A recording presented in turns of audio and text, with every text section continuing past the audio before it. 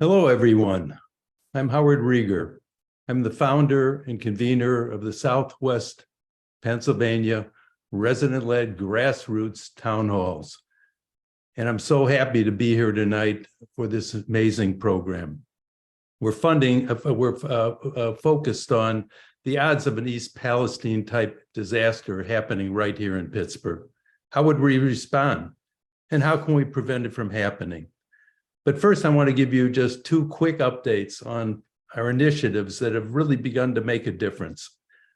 We've been advocating with the administrator of Region 3 of the Environmental Protection Agency, Adam Ortiz, to come to our community, to see what's happening in the Mon Valley and beyond, to view the greatest sources of pollution, and most importantly, to hear the lived experiences of residents of those communities.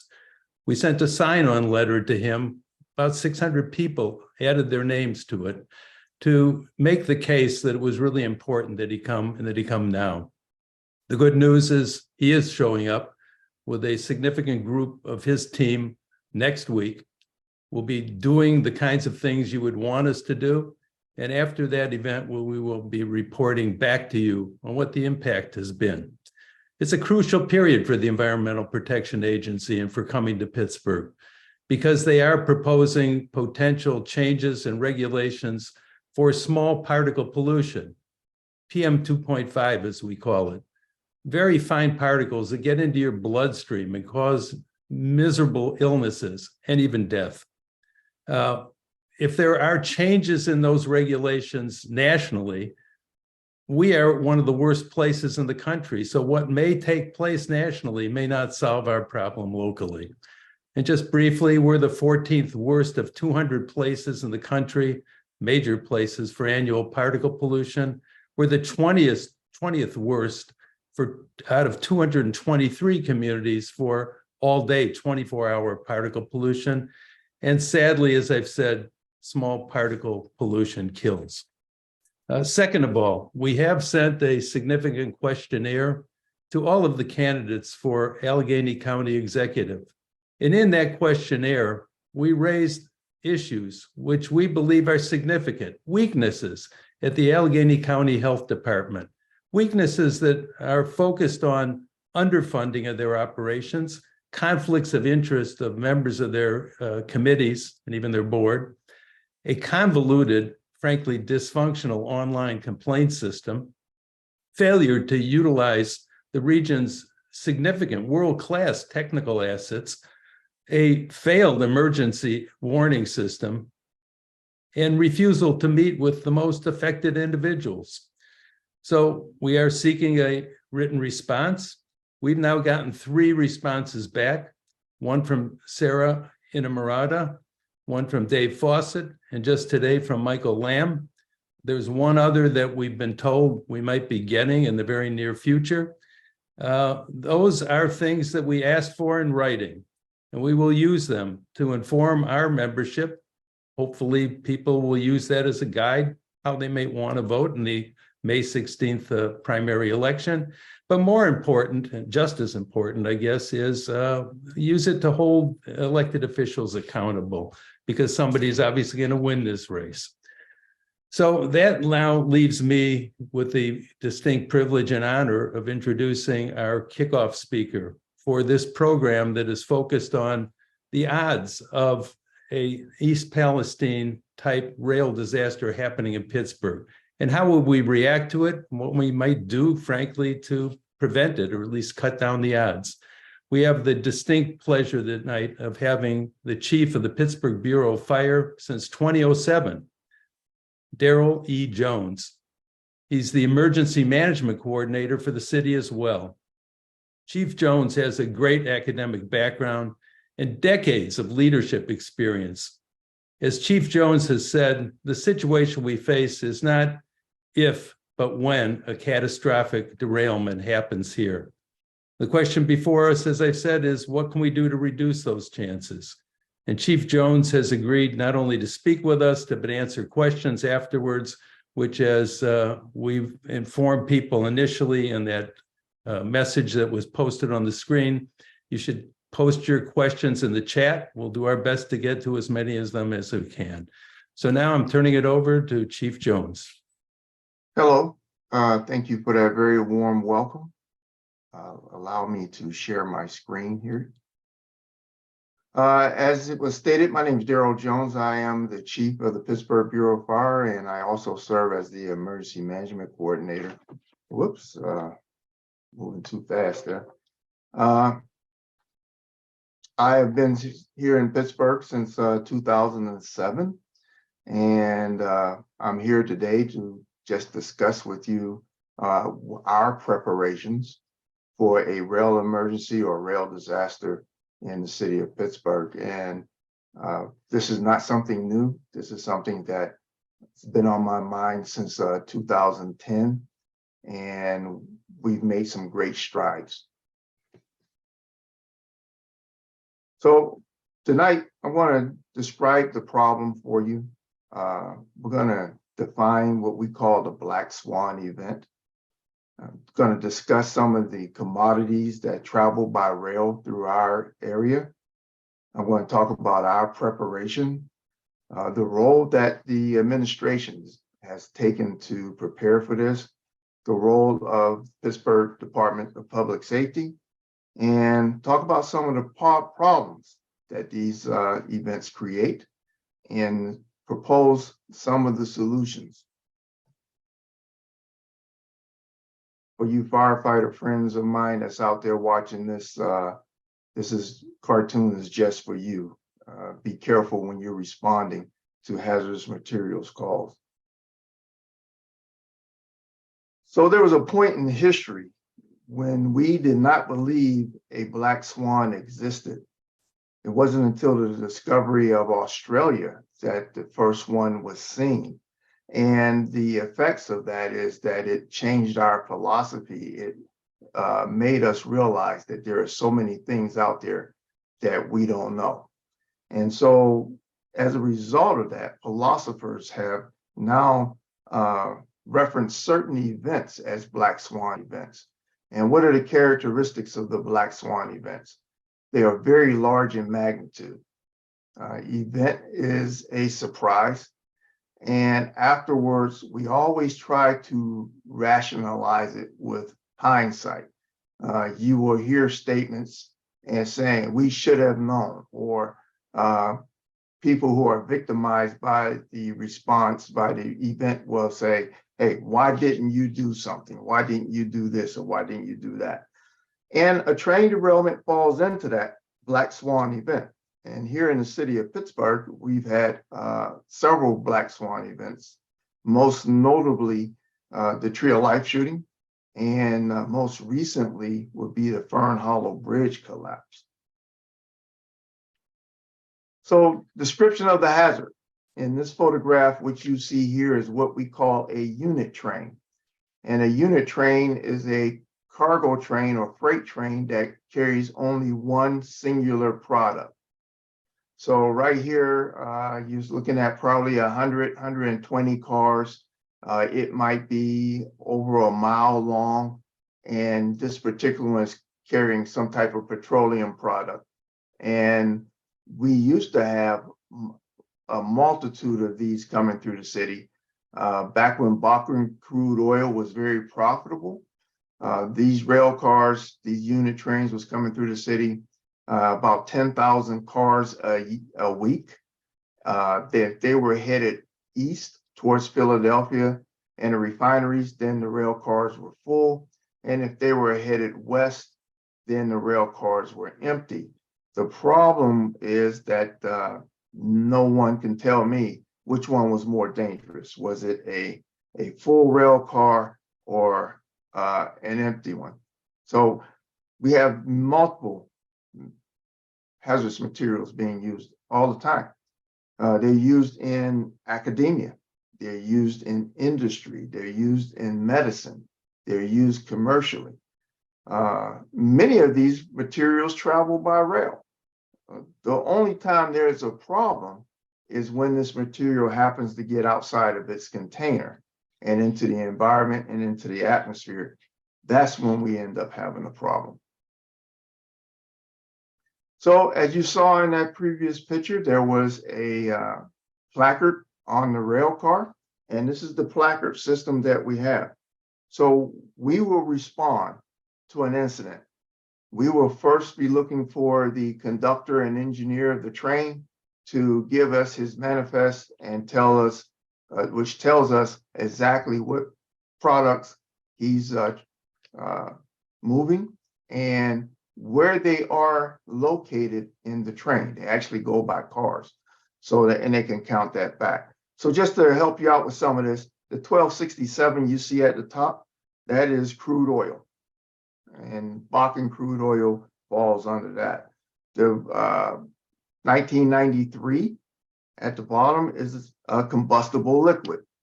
If you happen to see a Sheets truck or a Get-Go truck going down the road, tanker truck, it's probably going to have a placard with the number 1203, which is gasoline. The other two that you see here is infectious substance, which is a biohazard, and then the radioactive as well.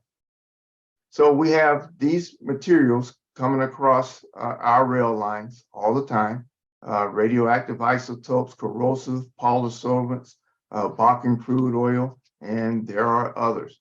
Now, initially, I was mainly concerned with the Bakken crude, the unit trains. But as I did more research, I found out that one rail car of anhydrous ammonia or chlorine major spill can do much more damage than a unit train of crude oil traveling through the area. Some of the history of train derailments. New Brighton, Pennsylvania, on October the 20th, 2006, 23 cars derailed. 9 cars leaked ethanol into the Beaver River, and 100 people were evacuated. I was still living in Aliquippa at the time when this happened, and I heard this explosion from my home in Aliquippa when it occurred in New Brighton, which is about 12 to 15 miles as the crow flies, the distance. Fortunately, no one was hurt. Lac-Mégantic, Quebec, these people weren't so fortunate. This happened on July 6th of 2013. A train was left unattended at the top of the hill. The engineer gets off the train. He doesn't set the parking brake. The train drifts down the hill. It derails. 73 cars drifted down the hill. 47 people were killed. 30 buildings were destroyed. And of the buildings that were left, all but 2 had to be demolished. This train was a unit train, and it was carrying crude oil. And of course, there's East Palestine, Ohio. 50 cars derailed. 20 of the cars contained hazardous materials. The most hazardous was the vinyl chloride, and it forced a 1-mile evacuation. So what kind of problems do these things present? Well, the first problem is there's a people problem. When they called for that evacuation in East Palestine, a very somewhat rural area, they had to move about 4,700, between 4,700 and 5,000 people were affected. You take a pin anywhere on a map within the city of Pittsburgh, and you stick a pin there and do a 1-mile radius, and we're talking tens of thousands of people will have to be evacuated. And those are a series of cascading effects from that will be somewhat substantial. Excuse me. We also have the hazardous material itself. There could be a fire, problem getting information out. Admittedly, I am Monday morning quarterbacking the East Palestine incident, but that's how you learn. And so one of the things that I come across that I noticed right away is that leadership there did not issue enough information in a timely manner and left the people to guessing, which caused even more anxiety. There will have to be an investigation as to cost. Excuse me. There may be considered to be an accidental cost. It may be intentional, but we will have to definitely do an investigation. We know that there will be a substantial impact on our economy, and there will be a substantial impact on the environment. So what are we going to do about it? Well, the Pittsburgh Department of Public Safety and our administration, the Gainey administration, is looking at this basically from 3 phases. What are we going to do before the incident occurs? What are we going to do during the incident? And what are we going to do post-incident? And this matches up to this diagram you see here called the disaster life cycle, where mitigation is we're going to try to lessen the impact of a disaster, realizing that we're not going to be able to completely eliminate the possibility. We're going to prepare for it, then we'll respond to it, and then we'll recover from it, and then go right back into mitigation again. That is the way we will handle this. So for mitigation, our authority to mitigate trains coming through the city is very, very limited. However, we can ensure speed limits are adhered to for all trains. Any train coming through an urban area has a speed limit of 25 miles per hour. The hazardous material will always be going through the urban areas. The reason for that is they want the hazardous materials on the best maintained tracks, and the best maintained tracks are the one that carry passengers, and passengers travel to urban areas. Another thing we could do is help each other, help ourselves, and that's educate the citizens of the risk and how to be prepared. If you were asked to evacuate your home right now due to a disaster or an emergency, where will you go? What would you do? Do you have enough cash on hand? Disasters sometimes knock out power. Card readers don't work.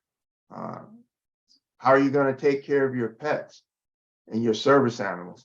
These are some of the things that you can do for yourself, and we can, at the Office of Emergency Management and Homeland Security, we can help you with some of that. Then we work with county, state, and federal agencies to promote rail safety. There's a lot been done since these disasters, redevelopment and redesign of rail cars. Back in the old days, there used to be the caboose at the end of the train. Now you see a unit train, there's going to be a box car or some other car is the last car in the unit to protect the tank cars in case another train comes up and hits it from the rear end. There's also will be a car between the locomotives and the tank cars. Again, this is part of the safety that is being used and implemented. Preparation. We've identified the common commodities. We've identified the city departments and their roles in the response to and recover from these incidents. There's non-governmental organizations that will have to assist us. The Red Cross, the Salvation Army, and some of the others. We've been working and equipping and training our first responders for almost a decade now to respond to this. We do have quarterly trainings with our hazardous materials team, and we will be ready to respond. And we have an incident management team. We've been working on that development.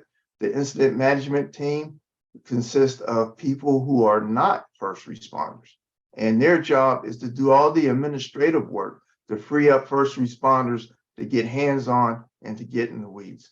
And this last thing I have here is a class called the G0402, NIMS Overview for Senior Officials class. And the Gainey administration is making preparations to take this class so that they understand their role in the National Incident Management System, that it's their job to set policy and to maintain and equip us so that we can respond. So first thing we're going to do when we respond, we're going to establish a unified command. As I stated earlier, we're going to have our researchers identify the hazardous product. We're going to evacuate the population within a 1/2 mile radius of the incident. That's right off the bat. And after we determine what the risks are, we may expand that to a mile. If there's a fire, we want to protect the exposures.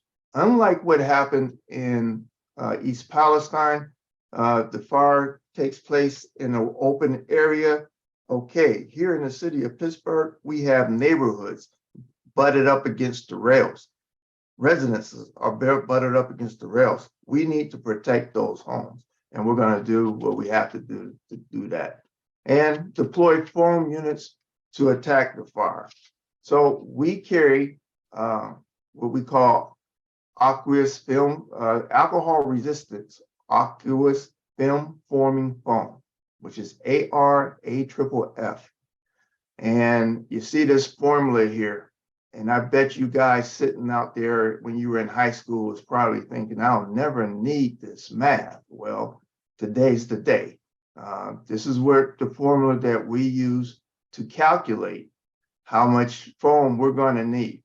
This is for one rail car that's burning and 2 rail cars that may be exposed to that flame. As you can see, it calculates out to about 600 gallons of foam concentrate. And for every gallon of foam concentrate, I need about 32, 33 gallons of water to make sure that I can put 3% foam blanket on the fire.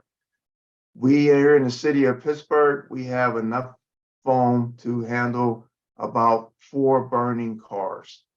And if we don't have enough foam, we have regional partners who do, including Greater Pittsburgh International Airport and the Southwest Pennsylvania Anti-Terrorism Task Force, better known as Region 13, and the railroad.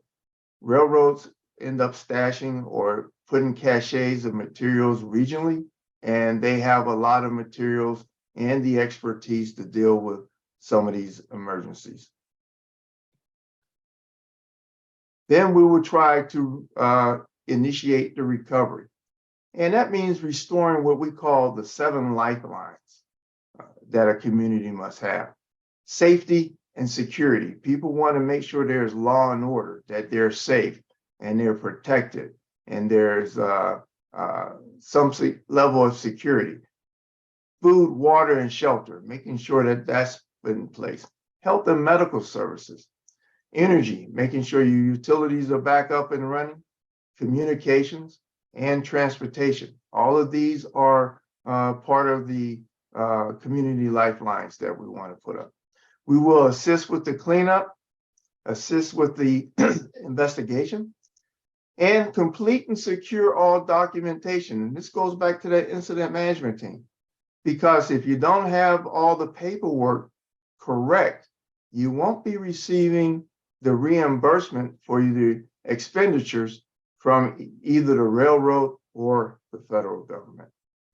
And ladies and gentlemen, that's all that I have for my portion of it. I am ready to accept any questions, comments, concerns. That's great. Thank you so much, Chief Jones, for that excellent presentation. Very informative. We have a number of questions that are coming in. And so we will jump to those. Perfect. Okay, so we'll jump right in. There was a question that talked about, as you were earlier on in your presentation, from Sandy Fox mentioned, what about impact on health? And I'm trying to remember the exact context of that. Sandy, if you have a little extra context for that question, please just drop that into the chat there. And in the meantime, we will jump to the next question. So another question was, how will you enforce mitigating things such as speed limit? Maybe you could take that one for now. Okay, so that is not exactly up to us. The rail company has sensors and they also have their own police. Our ability to do anything is very, very limited. But if we notice a train moving fast, we can definitely report that. And we'll get the number of the train. There is an app out there that's available to us as first responders. And we can just go right on that app and find out everything that we need to know about that. In fact, this thing is so sensitive that if I use that app, I have to actually have an emergency. If I am just using it, fooling around, trying to demonstrate it to someone, I will get a phone call from the federal government wanting to know, hey, why am I checking out this train? So I don't want DHS calling me or anything like that. So that's our part of trying to manage that. Super. Thank you. So next question is, let's see, what can you tell us about the condition of rail infrastructure in the area? Where I live in Wilkinsburg, the appearance of the elevated train tracks doesn't look good. Actually, that is way beyond my skill set. Okay. I don't know much about the conditions. What I can tell you is that we have the passenger trains come through the city of Pittsburgh all the time. And that passenger rail is the best maintained rail there is. And that's why they also send hazardous materials through urban areas. Okay. Thank you for that. There is another question that a couple people asked. Does the foam that you use for fire suppression contain PFAS or PFOA chemicals? Unfortunately, yes. Okay. Do you have anything else to add about that, or just a yes? Well, I know that's a hot topic right now, but that particular PFAS is in everything. Every last one of you ever ate off of a paper plate had PFAS. If you ever drink out of a paper cup, it's PFAS. If you have a raincoat or an umbrella, there's PFAS. Your furniture and carpet, which makes it stain resistant, and that's PFAS. So their stuff is there, and it's a hot topic right now. It's even in my turnout gear that protects my firefighters. The thing about it is, they do some research. No one has been able to say exactly how this will harm us. There's no route of entry into the body unless you're drinking the stuff or something like that. But so yes, that is an issue. Okay, and thank you for that. There's another question. How does the Gainey administration help to organize the necessary political and public citizens into a force to push for stronger health and safety regulations that can prevent these catastrophes? I don't know if that's in your purview. No, that one's not in my wheelhouse area. Okay. However, yeah, my wheelhouse is to tell you that you should be prepared yourself as individuals. Okay. And one of the things that you can do to prepare yourself and help prepare your neighborhood is join our Community Emergency Response Team, CERT, C-E-R-T. And I will put email inside the chat and before I leave, and you guys can email the Office of Emergency Management and Homeland Security if you want more information on our CERT program. Thank you. Yeah, please do drop that in the chat. We have lots and lots of questions, and unfortunately not lots and lots of time. I'm going to look through the list again a little bit more and see if there's any sort of multiple questions. And I apologize for all the questions that I'm missing. There's so many. More questions about Wilkinsburg. In what ways do you coordinate with Allegheny County Emergency Services? Matt Brown is the chief of Allegheny County Emergency Services, and we work together on a lot of different items. So the way the system is designed to work, Pittsburgh gets hit with some type of catastrophe or disaster. If we are overwhelmed, our resources are overwhelmed, we reach out to the county. And the county will then, if they can't help us, it goes to the state. And from there, the governor will ask for a declaration of disaster from the President of the United States.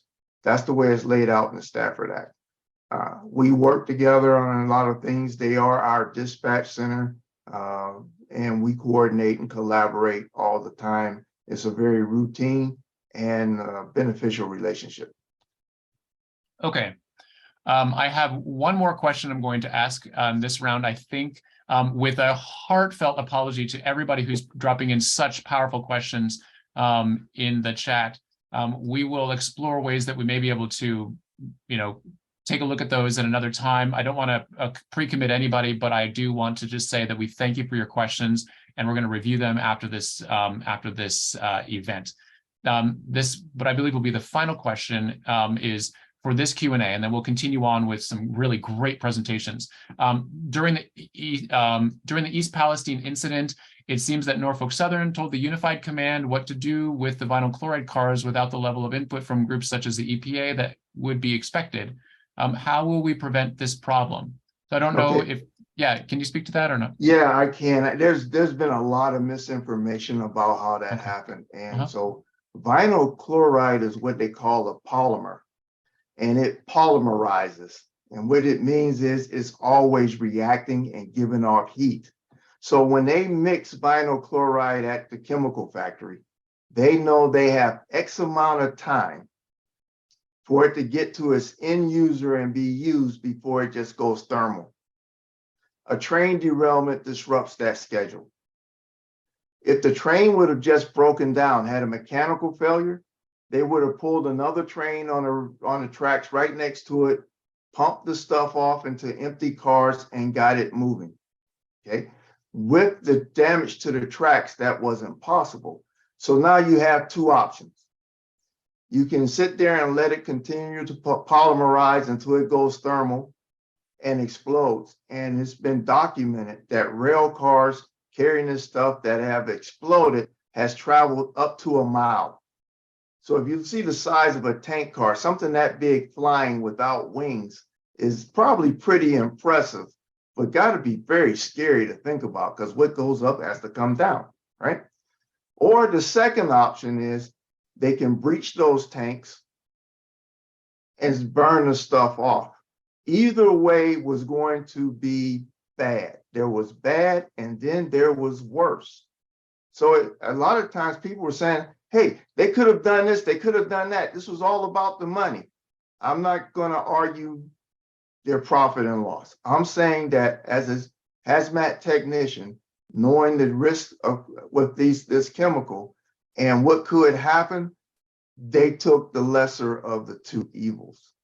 And if Mark, if you don't mind, I did notice one question here, and one of them asked, how would people be notified that they need to evacuate or that they're exposed? So there is a system that's run by Allegheny County.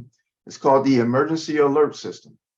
So many of you probably have had your cell phones on, watching TV or listening to the radio, and there's been an Amber Alert. You ever heard one of those? It's just that obnoxious noise that gets your attention, then you, what's going on, and there was an Amber Alert. Well, the Emergency Alert System used by Allegheny County is the same thing.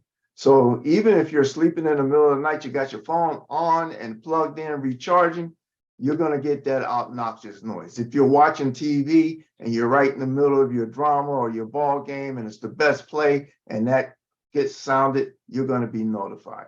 So that's how we're going to start off with that. And once you're notified there is a problem, we will tell you what the problem is, what you need to do, and if it's evacuate, we're going to tell you which way to go because we don't want you trying to evacuate and running into the problem.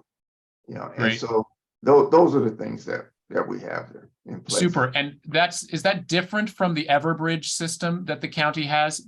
This one is everybody in the county automatically gets a message regardless of if you ever signed up. Is that correct? That's correct. Yeah. You Okay. You don't sign up for this. It's just everybody gets it. This is me just being en route and invading your life. Yes. Okay.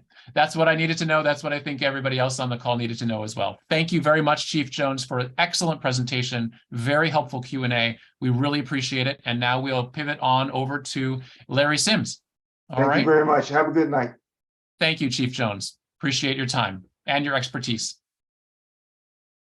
Thank you, Mark. And thank you, Chief, for an enlightening and very scary presentation. And thanks to everyone for joining us. We're named RP3, Rail Pollution Protection Pittsburgh, because even on a good day, giant diesel train engines emit huge amounts of tiny invisible particulate matter, which gets in our lungs and causes or aggravates serious health issues. That's why we're part of the Breathe Project, working to improve air quality in our region. But we worry most about the inevitable bad day, when, not if, a hazmat train derails. We'll share here some little-known facts which reveal the nature of a firm that has a substantial daily impact on our lives with an ever-present risk of catastrophe.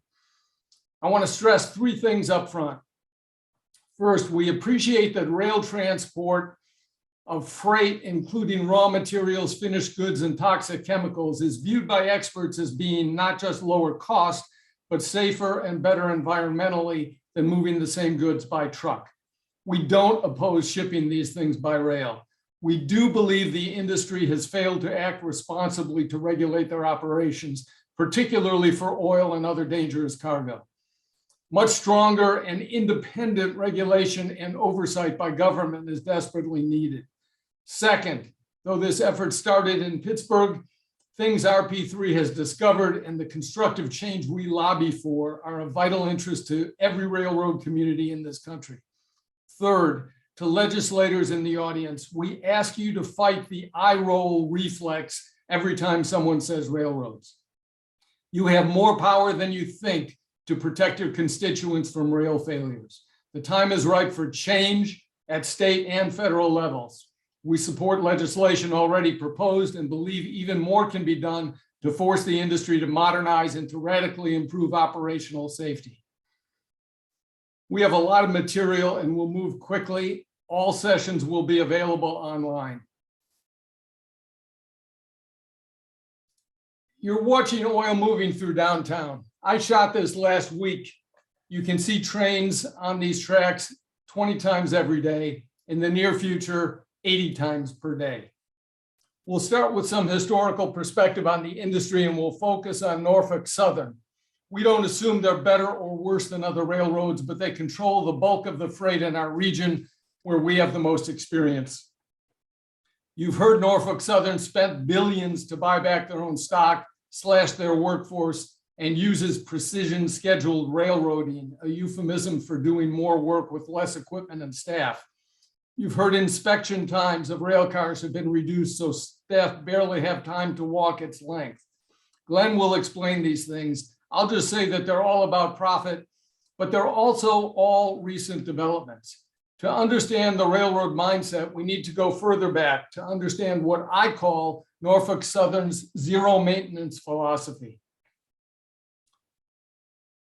Let's look at a rail bridge on the North Shore where the tracks pass over Merchant Street at the southwest corner of Allegheny Commons. The bridge dates from 1905 and was the first bridge in Norfolk Southern's PVCP, the Pittsburgh Vertical Clearance Project, to be rebuilt, completed last year. This is how the bridge looks today. Here's how it looked 2 years ago.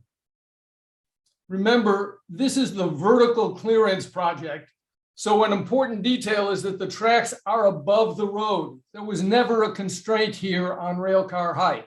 We've never understood why this was part of the PVCP or why it was implemented before the rest. In 2018, the railroad hired engineers to assess the bridge, as you see it here, and decide whether it could be saved or must be replaced.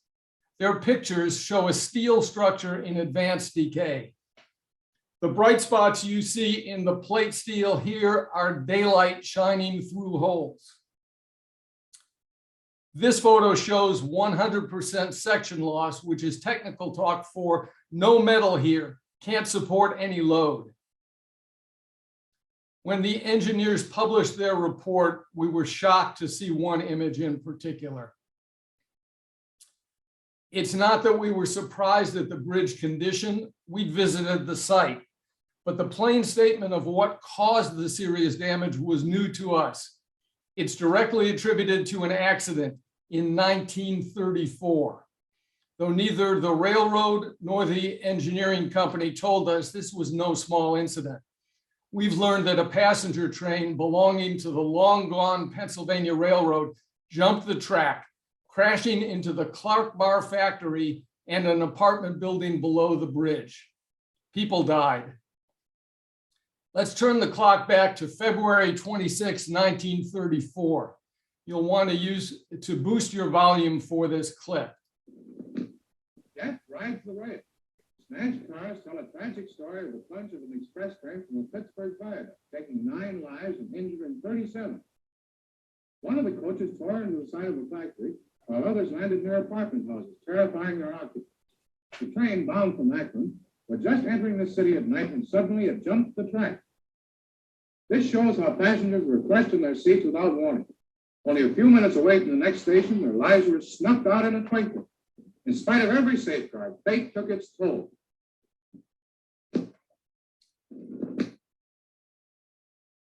Again, that's the very same bridge we've been looking at.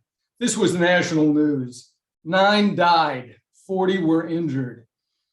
We don't trivialize the loss of life, the horrific injuries, or the property damage. Indeed, the potential for such calamity is why we're here.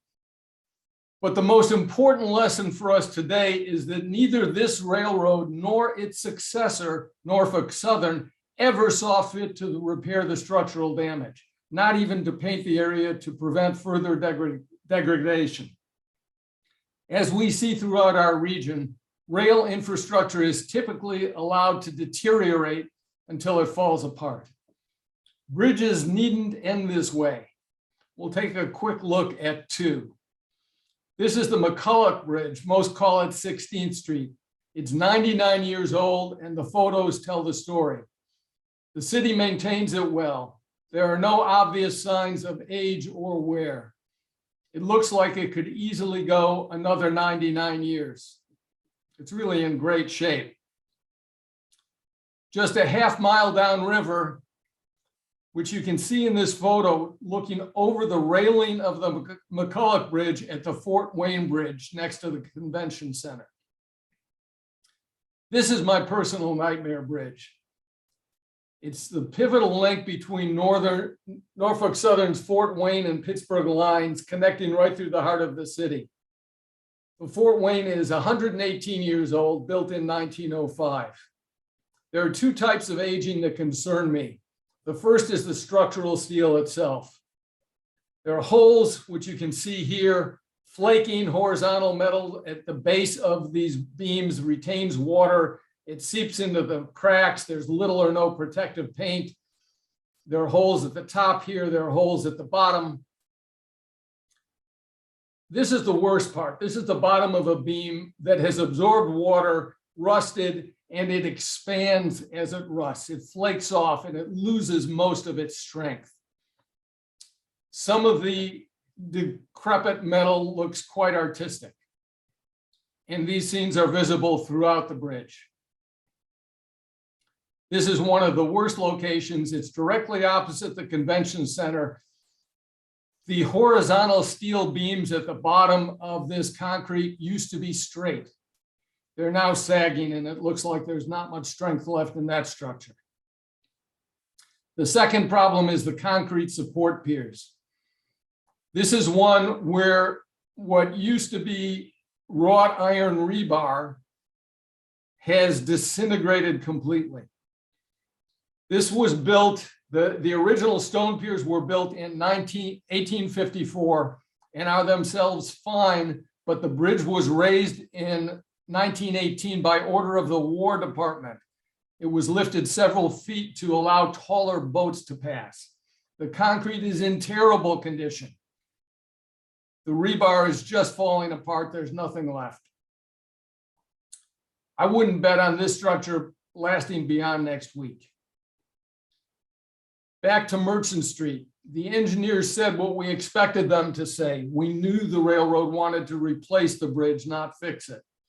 They cited extensive steel corrosion and said there were major safety concerns and risk to the traveling public, meaning people walking, cycling, and driving underneath. They also said current and future rail traffic depends on it. On the next page, they confess their real objective: to accommodate the expected substantial increase in freight demand for the next 25 years. Norfolk Southern wanted a new bridge to grow their business, and they wanted taxpayers to cover most of the cost. They needed it because they neglected the old one until it failed, yet the bill was handed to the public. One more point about maintenance. The engineers weighing repair versus replace argued that saving the bridge would mean taking care of it, like painting every 20 years, something the city always does and the railroad never does. I used to work for Rust-Oleum on the industrial side and climbed many water towers and walked many bridges, all made of steel. I never met a maintenance head who didn't understand that steel outdoors needs to be protected or who was bothered by a 20-year painting cycle. I wondered whether Norfolk Southern has so little regard for our city and region that they don't care how decrepit they make us look. Here, the rusted hulk of the Fort Wayne Bridge, just a few feet from the gleaming convention center. The answer is yes. Just last week, an ABC NewsHour featured RP3 on rail safety and focused on Pittsburgh. Asked about maintenance, Norfolk Southern replied, "Aesthetics do not determine structural integrity." So much for appearances. The rail bridges will never look as good as the city bridges. As for structural integrity, if and when Norfolk Southern shares engineering reports which establish and confirm reasonable safety margins, we'll back off this point. They've declined. The real reason the railroad wants to modify Pittsburgh bridges is to accommodate the expected substantial increase in freight demand through 2045. This chart shows multi-level car carriers in the center and stacked container cars on the right won't fit our existing infrastructure, hence the plan to raise bridges or lower tracks at 9 locations. To be clear, we understand all stakeholders signed off on the vertical clearance project and it's a done deal. That doesn't mean we think it was a good deal or understand why taxpayers funded improvements to make Norfolk Southern, which made $1.1 billion profit last quarter alone, with the existing height constraints, even more profitable. We're still allowed to make sure public monies are spent as intended. We can still observe that the only thing taxpayers will reap from this forced investment are more pollution, more noise, and more risk of an East Palestine event. We can even note that a respected columnist recently called for Governor Shapiro to take back the taxpayer money. Our reality is that the railroad will soon run more longer trains, taller and inherently less stable, right next to volatile oil trains on a zigzag route through our most densely populated neighborhoods, including the downtown business district and sports arenas. We're allowed to continue working to maximize safety and minimize risk, and we'll do so. Let's look at project costs. We can see a couple of things from the railroad's grant application. Bridge construction on the left seems definitive, but there are very round numbers on rehab, which accounts for 60% of the project. $5 million on the right, $10 million, $2 million for a total of 17. The project total at the bottom of $28,571,429, when multiplied by 70%, the taxpayer's share yields exactly $20 million. Now look at this subsequent budget after the PennDOT grant was approved. Bridge construction is down by $7,348,571, offset by bridge rehab up $8.5 million. Track rehab is reduced by $2.5 million, while other rail work is up $1,423,571. Somehow, with all these adjustments, the project total is the same, $28,571,429 to Norfolk Southern, with $20 million from taxpayers. My day job is in commercial construction. Half my customers are government agencies and half those projects are for the Department of Defense. I routinely see bids on far larger, far more complex work. I personally believe this grant followed a different backwards process. Hypothetical conversation. Railroad, we'd like funding help on some construction. State, what's it going to cost? Railroad, how much have you got? State, 20 million. Railroad, we'll take it. How else could a cost projection multiplied by 70% consistently yield a taxpayer share of $20 million to the penny, even as many component costs sharply change? I don't suggest this was illegal or improper, but if I were Norfolk Southern, I'd sure use a different method. These construction costs are hard to accept at face value. That's money problem number one. Money problem number two isn't what you see here. The fact that the new bridge is called maintenance rather than new construction isn't of consequence. But remember that the Merchant Bridge is above the street and therefore has unlimited vertical clearance. It did not constrain the railroad from running double-stack trains, which makes it impossible to use that argument to justify government funds. Taxpayers are simply buying Norfolk Southern a new bridge for $8.5 million. Money problem number three. While oversimplified, Norfolk Southern's capital budgeting model looks like this to us. Step one, build a new bridge for $8.5 million, using Merchant Street as an example. Step two, collect a taxpayer subsidy of $5.9 million. Step three, spend nothing on bridge maintenance for a very long time. 117 years is the actual life of Merchant Street. The net cost of over $20,000 per year is absurdly low. But worse is steps 4 through 6. Do it all again when the last bridge dies of neglect. The last money problem is that 2 of the approved projects were rejected by local government. The boroughs said no thanks to new structures which were little used, and to avoid future expense, simply told the railroad to demolish them. Marked by red X's on the map, these 2 projects were budgeted at over $3 million. As demolition costs far less, we'd like to know where that $3 million went. Finally, here's how Norfolk Southern views its operations from a recent promotional campaign. And here's how I personally view the company's operations. And for all the lawyers in the audience, this is parody. Thank you. I'd like to focus on trust and Norfolk Southern's 6-point safety plan when I come back, but now have the pleasure of introducing Glenn Olcerst and Barbara Talerico, who founded RP3. They've been fighting to hold railroads accountable and to mitigate their negative impacts on our community for more than a decade. Glenn also serves as general counsel for RP3, has scored many notable victories in court, and lately serves as a very effective talking head on TV and radio. Thank you, Larry. First, I also want to thank the fire chief, but it needs to be crystal clear that emergency response is a distraction. It is irresponsible to pretend that the risk of an explosive oil or chemical derailment can be managed.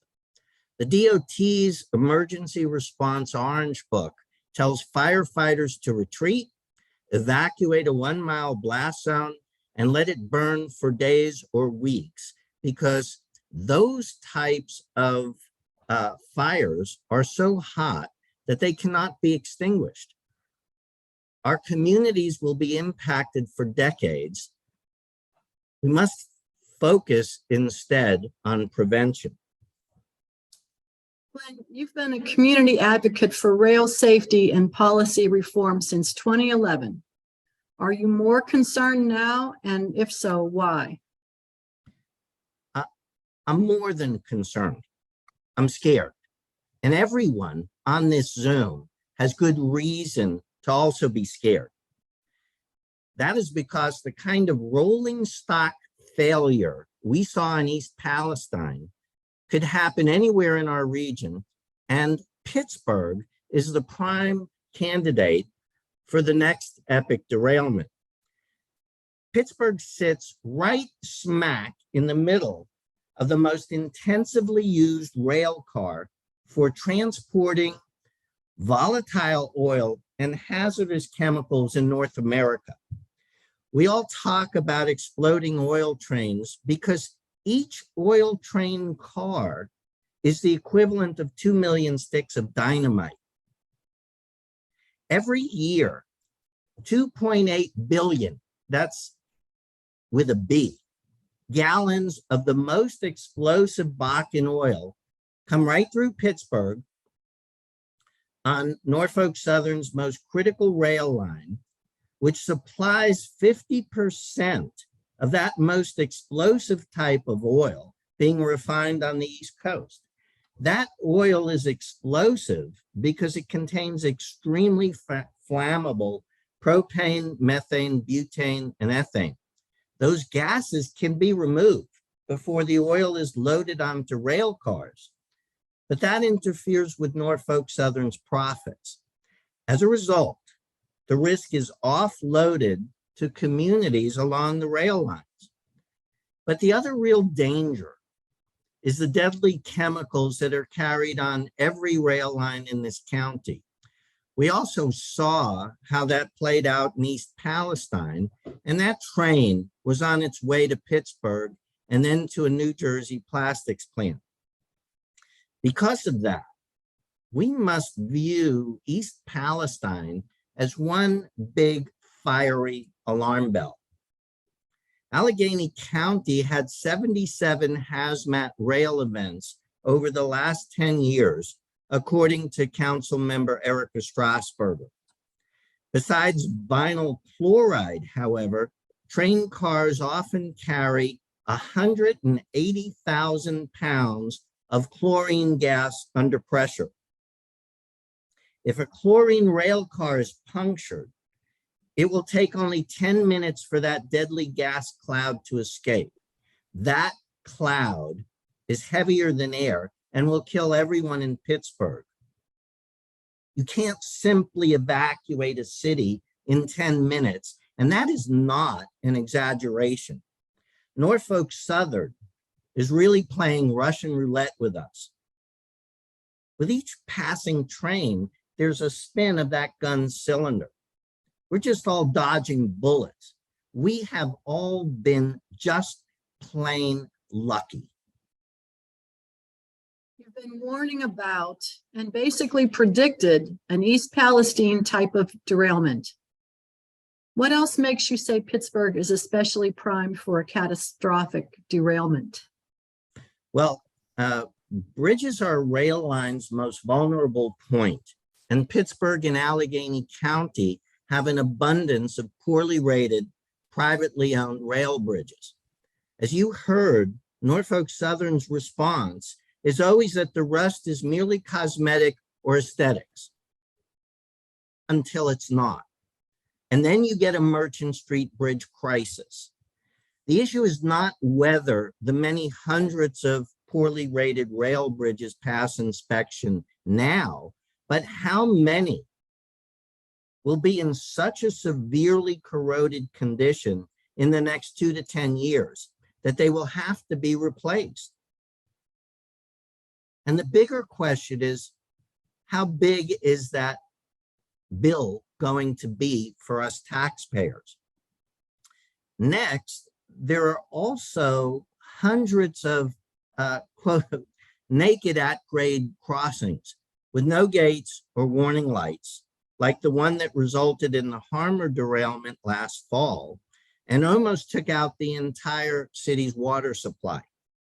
Norfolk Southern needs to spend the money to protect their crossings, given the extremely hazardous nature of their cargo.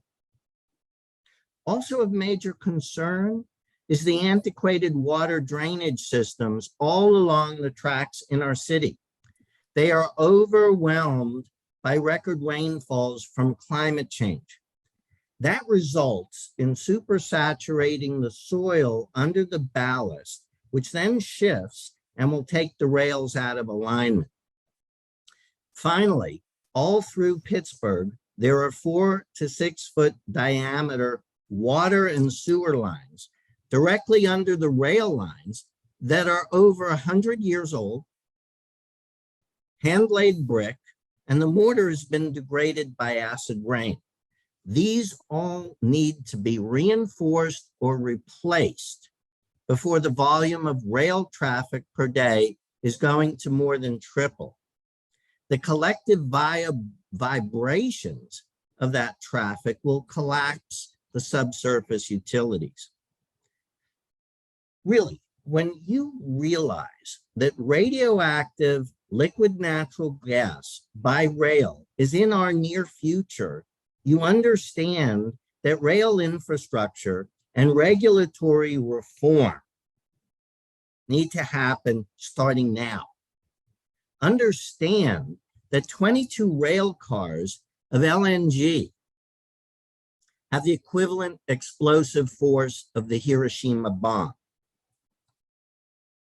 So what's your response to Norfolk Southern saying they don't want a derailment? Well, I can believe Norfolk Southern said they don't want derailments, but they keep having derailments. Their actions speak louder than their words. If Norfolk Southern really didn't want derailments, they would not have fought regulations requiring safer electronic brake systems for over the last 50 years. They did that because it impacts their profits. While they may not want a derailment, I know what they want more. And that is giving an $18 billion stock buyback to their shareholders, hitting record profits for the $55 billion corporation, and giving obscene bonuses to their CEO, who already earns $8 million per year. Derailments for this company are just a cost of doing business. We keep hearing about Norfolk Southern and precision scheduled railroading, or PSR. What is that? It's a new business model that has prioritized on-time departure and arrival over everything else. And what's happened because of this new business model? Well, PSR resulted in a 40% staff cut, and that includes locomotive engineers, maintenance, and inspectors. According to various whistleblowers, that cuts the time in the rail yards that locomotive engineers have to do safety inspections before the train leaves the yard. Typically from 3 minutes per car, depending on the rail yard, down to 30 to 45 seconds per car.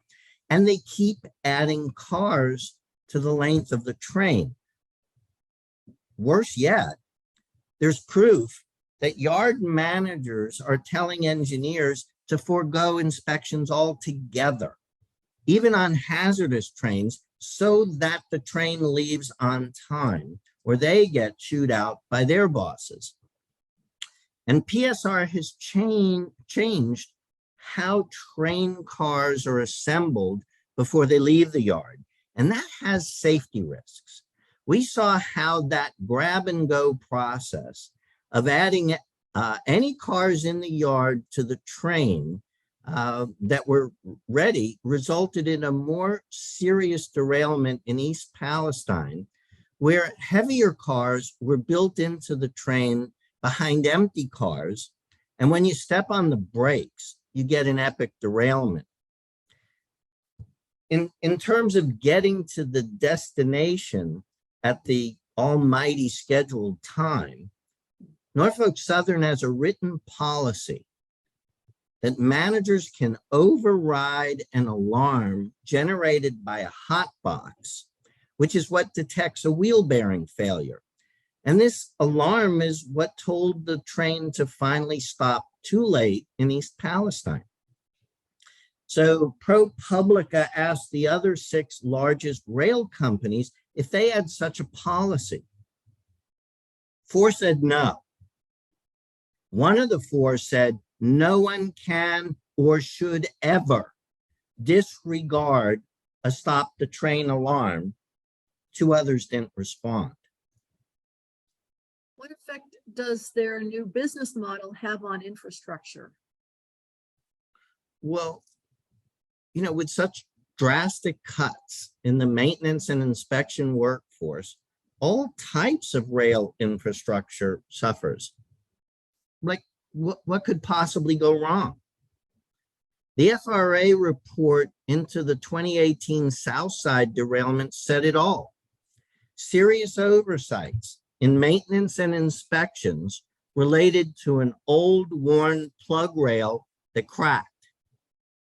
Norfolk Southern has no real incentive to maintain its bridges because when they become unsafe, Norfolk Southern relies on taxpayers to provide 70% of the funding to give them a new bridge. There's a chemical burn off from a derailment in Allegheny County. Could we rely on the Allegheny County Department of Health? Well, not as it's currently operating.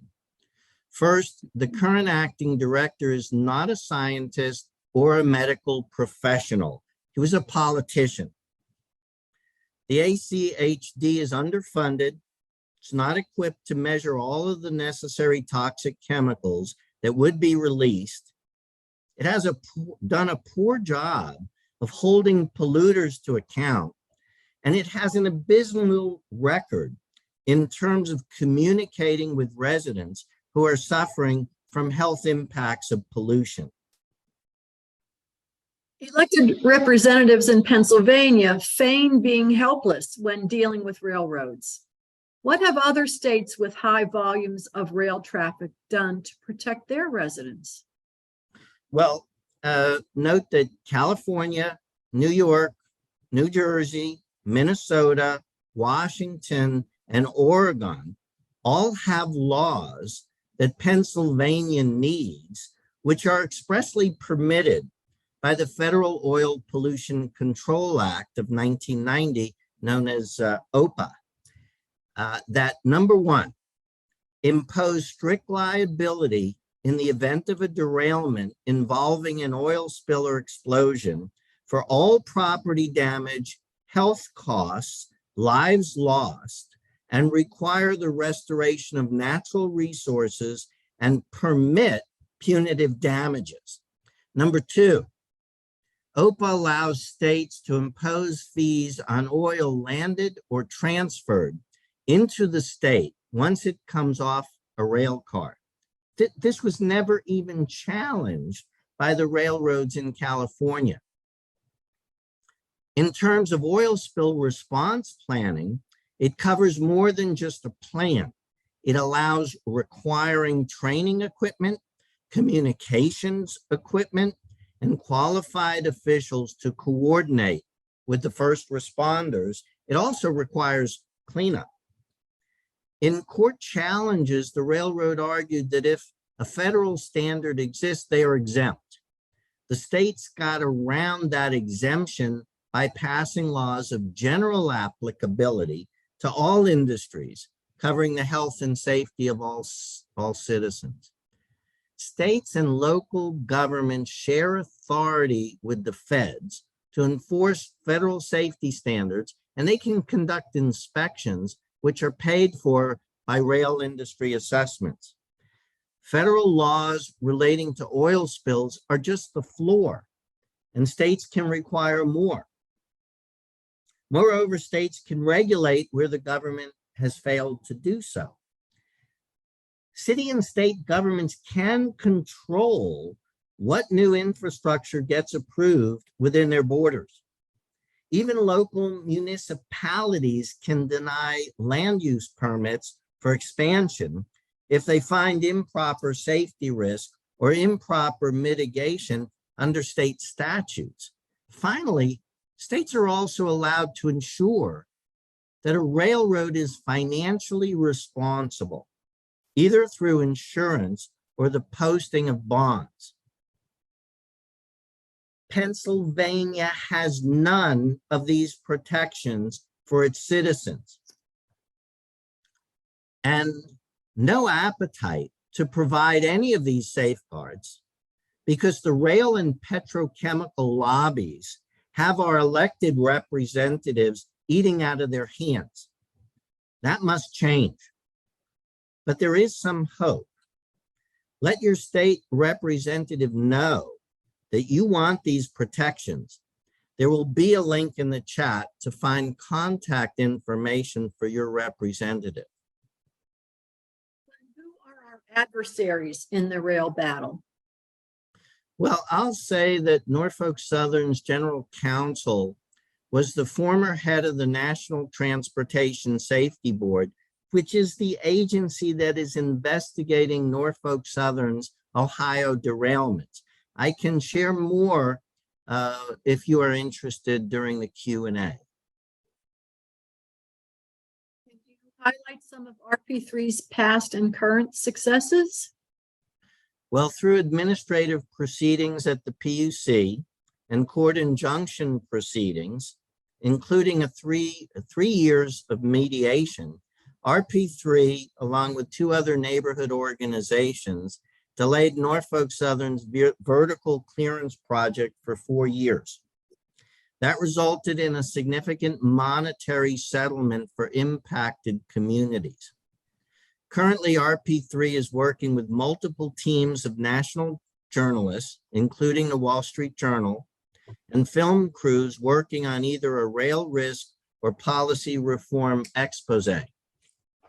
We're providing advice to our governor, 3 state senators, and the U.S. Senator Casey.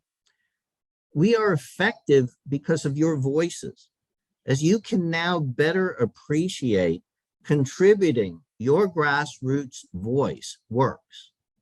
We will post the link in the chat to our latest missive about closing Rail Safety Act loopholes, which we hope you will sign and disseminate to your networks.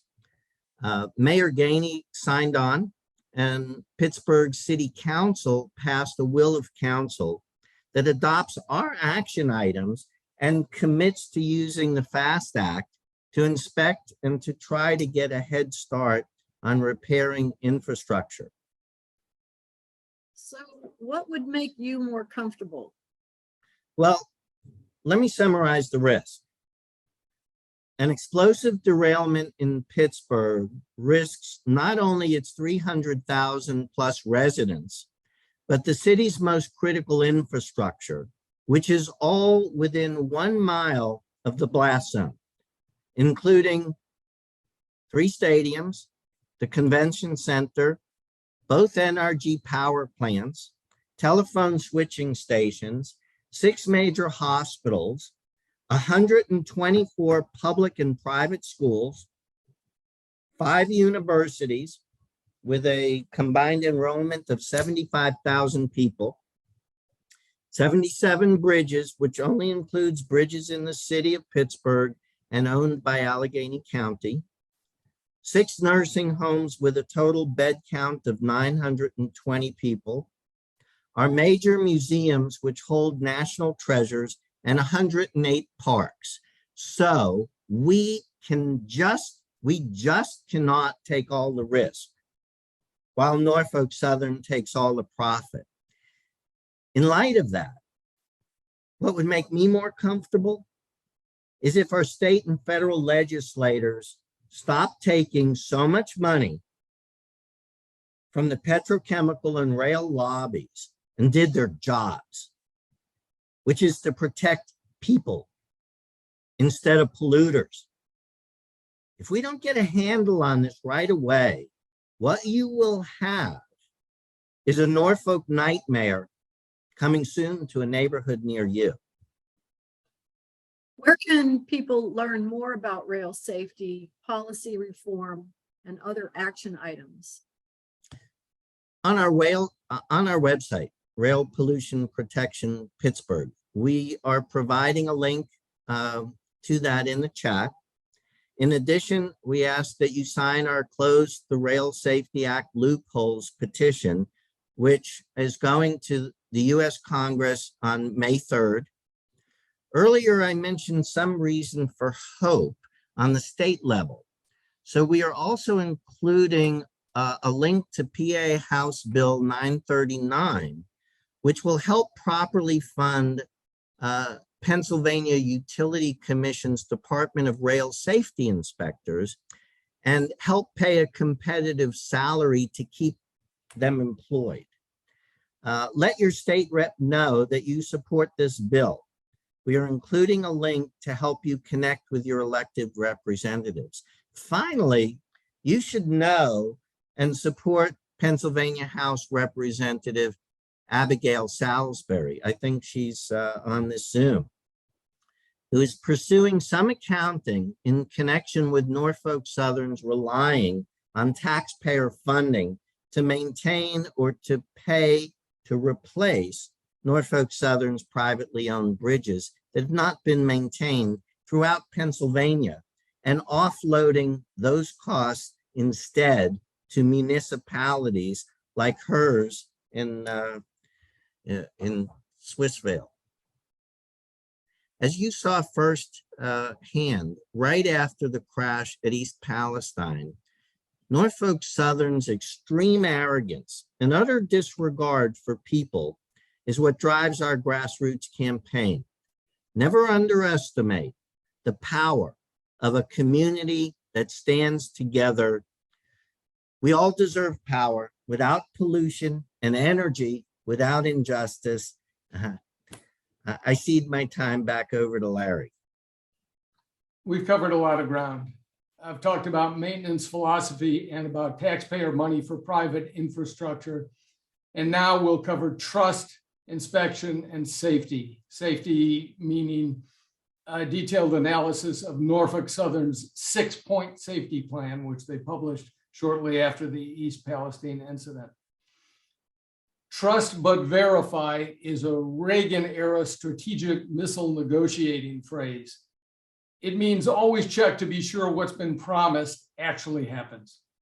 So much is riding on the railroad's words and plans. We think verification is crucial, and we want to share one example. Norfolk Southern was legally required to convey the impact of their planned construction to affected communities. A key step was an open house a few months ago. Railroad staff and engineering consultants were there to answer questions, and large posters showed a before and after view of each project. Here's the Washington Avenue crossing in Swissvale. The bottom after image is the top photo cropped to make the bridge look taller and wider. You can see the weeds were airbrushed out and the rails are now shiny. Also, the color of the gravel was changed. On closer look at the before picture, we can count the blocks in the retaining wall labeled C. There's one tall course of block atop two shorter courses. It's important you know this bridge was not being raised. The track will be lowered nearly 2 feet. In the after photo, the retaining wall is unchanged, which means track height hasn't changed either. There's a stain on the bottom block that's in the exact same place relative to the track bed. On this after photo, there's one more detail, an artificial shadow drawn to suggest a downward sloping embankment. It's an illusion.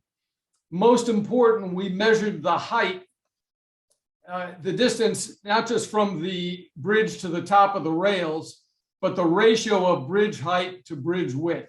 It's the same in both photos. The track hasn't been moved. How important is this revelation? The railroad that's negotiating with our city and state officials on permits and rules, which play a huge role in determining the future of Pittsburgh, not to mention the health and safety of our citizens, promised to illustrate the impact of the planned changes. They spent a lot on these presentations, plus staff and outside engineers paid to attend the session. What we needed was the truth. We got smoke and mirrors. It does not bode well. Hence, trust but verify. Our look at inspection will be brief. Glenn and I asked for records of maintenance and inspections for Merchant Street and Fort Wayne. Norfolk Southern, through its consultants, declined. We were also surprisingly rejected by state officials, citing, quote, security and safety considerations of the Fixing America's Surface Transportation Act, close quote. What it means is that we can't know the safety of a bridge because sharing this information would jeopardize the safety of the bridge. It's Orwellian. On Merchant Street, the railroad had already published a report identifying extensive corrosion and many other defects.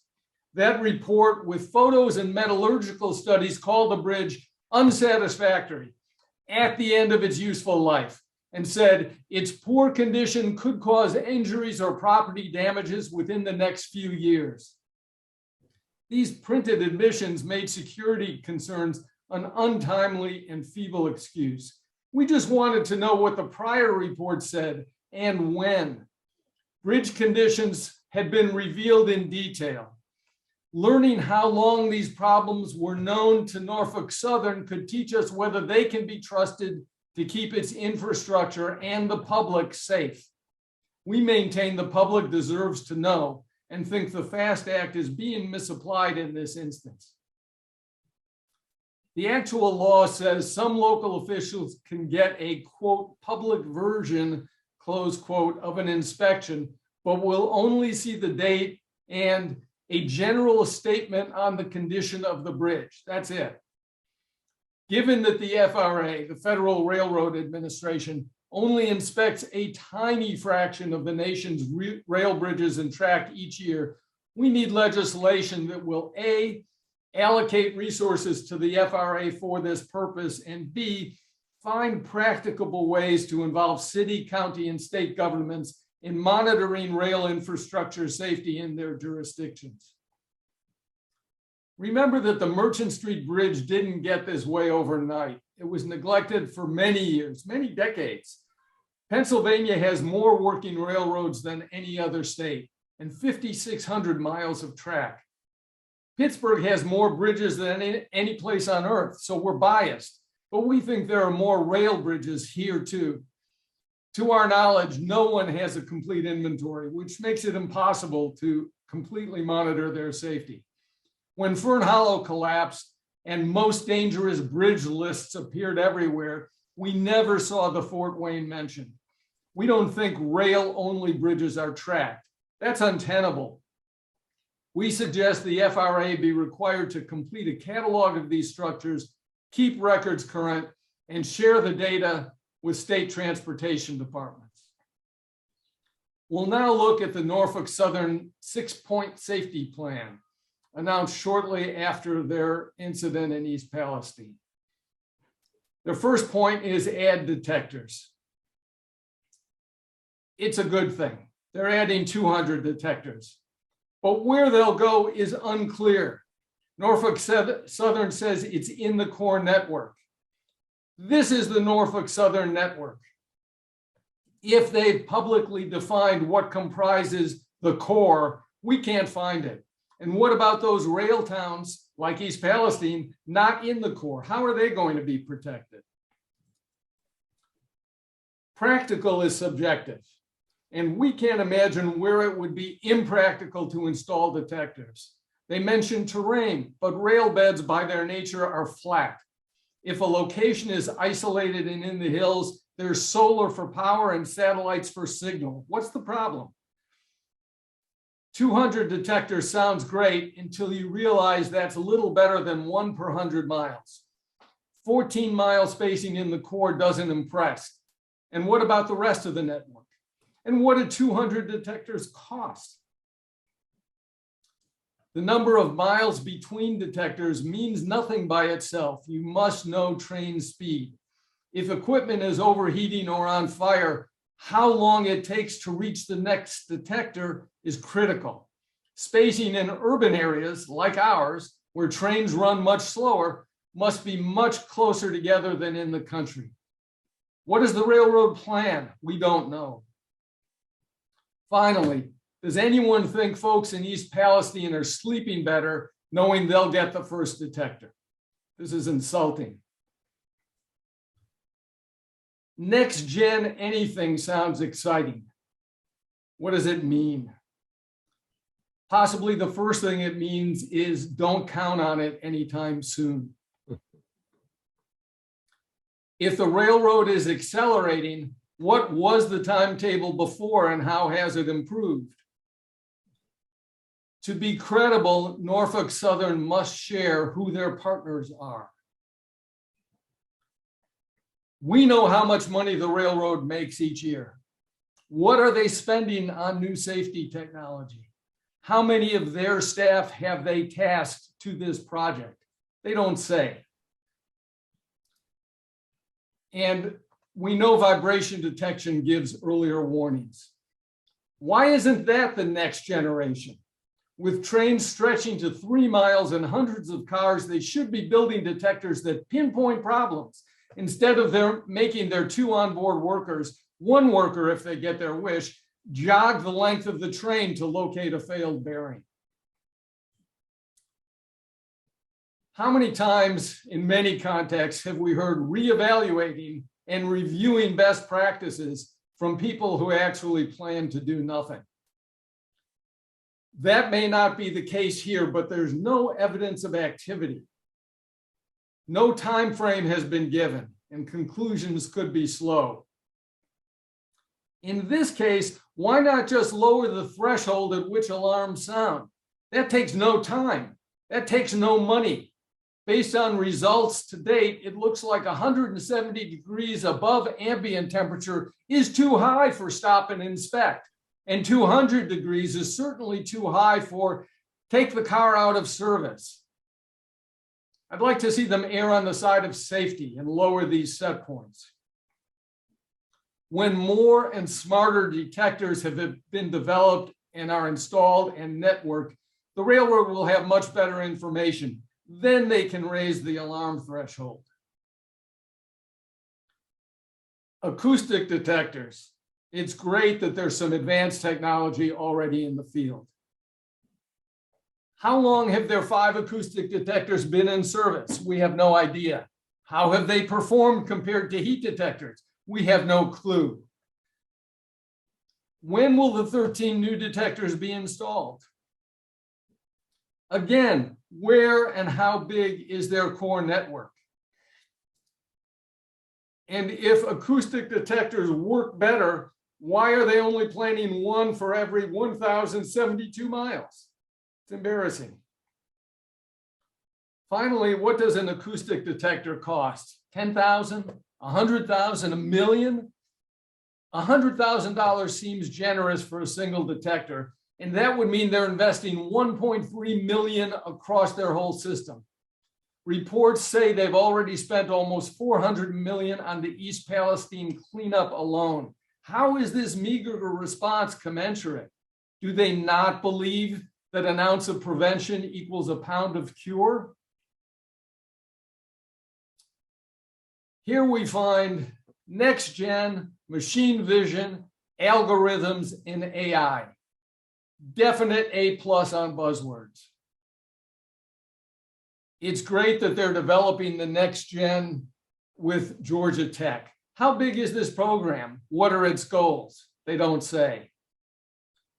If they're developing next gen safety inspection technology now, why not begin deploying the current gen that already exists while their development program proceeds? Again, they're accelerating, but from what timetable and to what timetable? When will installation of this new equipment start? When will it finish? How long is their premier corridor? How is it different than the core network?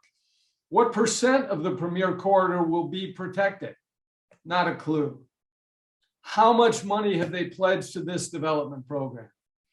And when the next gen AI system is ready, how many human inspectors will it replace? And finally, culture. Culture is important. We're glad Norfolk Southern is joining the FRA safety reporting system. But if this is something that they're already doing, they should share how it's working. When was it started? How many railroaders have already used the company program? How many close calls have been reported each year? And how many pieces of equipment were pulled from service based on these close call reports? We know nothing. All these things make great sound bites. They're designed to mollify critics and give the appearance of sincere commitment and progressive action. I submit that's all this safety plan represents. The list includes one specific item, 13 acoustic detectors, but no delivery date. There is not one named manufacturing partner. There is not one pledge of either money or staff resources. Of the 6 points in this alleged safety plan, there isn't one meaningful commitment in the bunch. Norfolk Southern needs to do better, much better. Again, this is how they view their operations. And again, I have my own personal view. And remember, this is parity. To close, let's return to Merchant Street, the crash in 1934. The Interstate Commerce Commission's extensive report at the time documented the accident, quote, was caused by excessive speed on a sharp curve, close quote. Evidence showed the speed limit on the curve before the bridge was 25, but the train was doing 60. The air-operated brakes, the same Civil War era technology railroads refuse to modernize today, checked out fine. So was human error involved? Obviously. Yet the report strongly suggests this crash too could have been prevented. The director of the ICC Bureau of Safety said this, quote, "At the present time, automatic cab signals are in use on this railroad between New York and Washington and between Baltimore and Indianapolis. Approaching the point of accident, there were 3 signals which displayed restrictive indications. Had cab signal devices been in service here of the type used on other parts of this railroad, restrictive indications would have been displayed in the cab and a whistle sounded when they changed. If not acknowledged, the whistle would have continued, warning the fireman that something was wrong and prompting him to ensure the safety of his train. No such protection is provided by this railroad from Pittsburgh to Chicago. This is high-speed territory, and the carrier should give careful consideration for additional protection." Nearly 100 years have passed, and it's the same story. Technology is readily available, which can prevent catastrophic rail accidents. It works where it's installed, but it's not widely adopted by the industry because it takes capital to implement improvements. And companies sometimes defer such investment even where public safety is concerned, as they'd rather increase profits. A century later, and we're still letting private industry make this call. It's time to change. It's time for serious legislation governing railroad operations. It's time to give the FRA the resources it needs to inspect and to enforce. And it's time to make sure this agency isn't controlled by ex-employees of and ex-lobbyists for private railroads. We need a watchdog concerned only with the public good, not the bottom line. Legislators, we'd love to work with you to craft more potent oversight and pragmatic enforcement for this industry. Everyone else, build on our momentum by signing the petition to close the loopholes. Again, the link is in the chat. Thanks for your attention. All righty. Thank you, Larry, very much. Now we're going to move on into Q&A with Glenn and Barbara and Larry all on screen here. So I'm going to just add you all up and we'll move right to some questions. Super. So there were a number of questions in the chat, and I want to encourage everybody to drop in if you have more questions. Please add them to the chat. Even if we are not able to get to them all, we would love to be able to see them and add them to potential future information, or maybe we'll find outlets to put answers to these questions as we are want to keep this short and sweet, but as long as necessary. Yeah, Larry. Excuse me. I'm going to grab one because it's staring right at me. Sure. Would you consider nationalizing the railroad? I reluctantly say yes and clarify that it has to be only as a last resort. I'm a capitalist. I run my own little company. And I think you can be conscientious and act in a moral and ethical way and still make money and not endanger people. I believe we have to push legislators in this direction. And I like to think that we can get people to argue forcefully for the kinds of changes we need. Conscientious, thorough enforcement. And just let everybody know that if the railroads don't do that, and if derailments keep happening, and people keep losing their lives, nationalization will be the ultimate solution. That will be the next step. I hope we don't get there. Thanks for the question, Sandy. Yeah, if you look back historically, rail safety regulations and reforms only happen after a major derailment. Regulations in this industry are written in blood and smoke. And, unfortunately, it's only after a derailment that the media and the press have an interest in listening to these warnings. I mean, people are saying, oh, well, RP3 is an oracle because what you said happened at East Palestine. Well, it's not brain surgery. If you cut maintenance and you cut inspections, you're going to have a problem. And what our media and our legislators need to do is to look ahead. Stop looking backwards, because the rail traffic is going to more than triple. Through Pittsburgh, you're going to have higher center of gravity, double stacks, less stable double stacks next to oil trains, next to LNG by rail trains. And you better prepare the infrastructure so that we don't have a catastrophe. And if that doesn't happen, we're going to have a major catastrophe, and the city's going to be, major population center is going to be in trouble. And then that'll be a serious conversation. Super. Thank you, Glenn. Thank you, Larry. Lots of comments in the chat. I'm not going to reread comments, but people are welcome to read them in the chat. Somebody asks, I live less than 50 feet from a railroad track. What's the best way to estimate a passing train speed? Are there guidelines for this? Gee, I think you need to do that properly and have any credibility. You need a speed gun.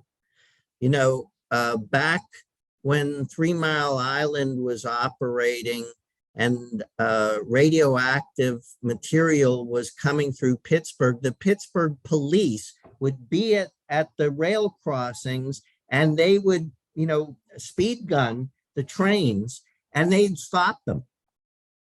That happened. And what the result was, Reagan said to Pittsburgh, the Pittsburgh mayor at the time, if you don't quit stopping our trains, I'm going to cut all federal funding. But that's the kind of activity that needs to occur. Okay. Thank you, Glenn. There's an alternative before you invest in the speed gun, which is ultimately what you'll need if you're going to court. John, car lengths are not constant. If you find a couple of trees on your side of the tracks and measure the distance between them, the farther apart they are, the better. Use a stopwatch app on your phone.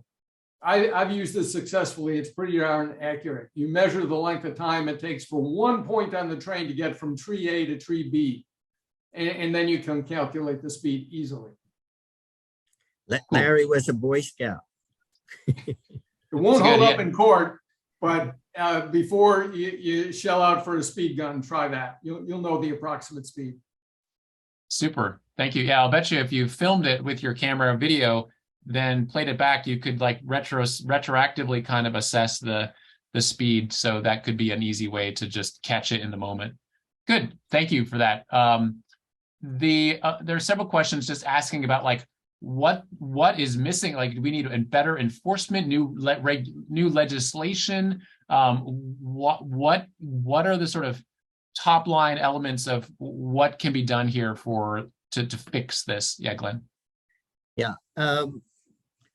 What happened in 1983 is the rail lobbyists convinced our congressional representatives that the railroad operators could themselves self-regulate responsibly. That was the promise that was made.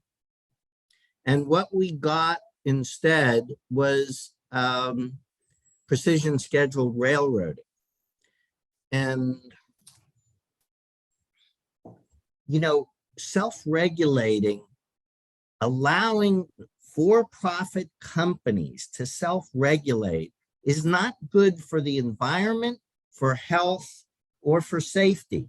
Look what happened when the FAA gave that authority to Boeing with the 737 MAX. Look what happened with the Volkswagen diesel debacle. But this is much worse. Giving that kind of self-regulating authority to the railroads endangers many, many more people. Thank you, Glenn. There's another question about how do railroads in the US compare to those in Canada? I think perhaps another version of that question is like, what lessons can we learn from how they're doing it in Canada? What are the major differences? Well, after the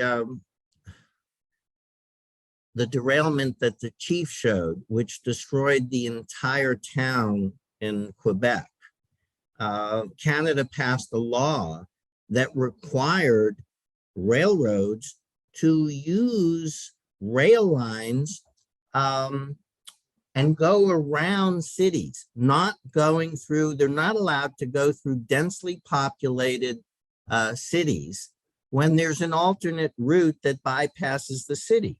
And here, that's the Mon line that the railroad has been using. But with the advent of the Pittsburgh Vertical Clearance Project, and because there's a 30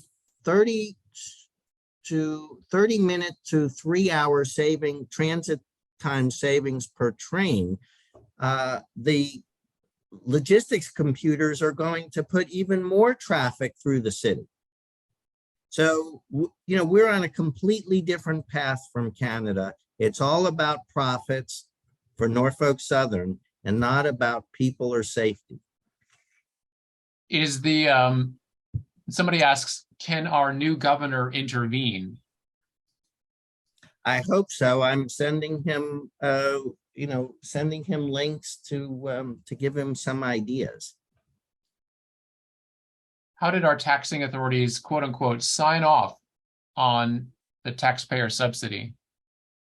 Well, it's an interesting story. The former governor wanted this vertical clearance project because of all the money that was spent on the Port of Philadelphia, and wanted to be able to handle the container ships, the larger ones. And so,